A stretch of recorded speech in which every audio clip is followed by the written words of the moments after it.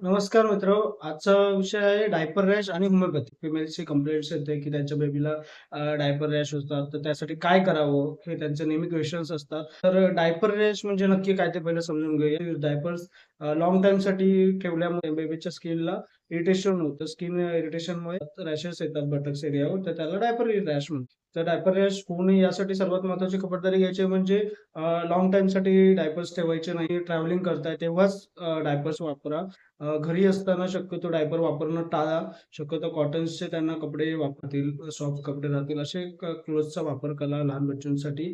Long time डायपरचा उपयोग टाळा. जास्त वेळ जर डायपर ओलं झालं तर त्यामुळे सुद्धा इरिटेशन, इन्फेक्शन व्हायची शक्यता असते. तर हे डायपर रॅश कसे असतात? तर बेबीचा जो बॉटम एरिया असतो त्यांना सोरनेस, रेडनेस, कॅलीज बघायला मिळतो, टेंडरनेस बघायला मिळतो.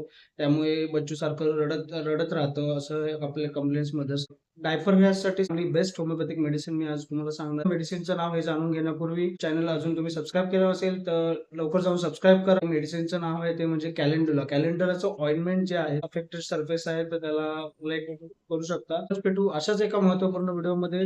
तोपर्यंत आपली आणि आपल्या बाळाची काळजी घ्या. लवकरच भेटू आपल्या आवडत्या चॅनलमध्ये ज्याचं नाव आहे विजन होते. धन्यवाद.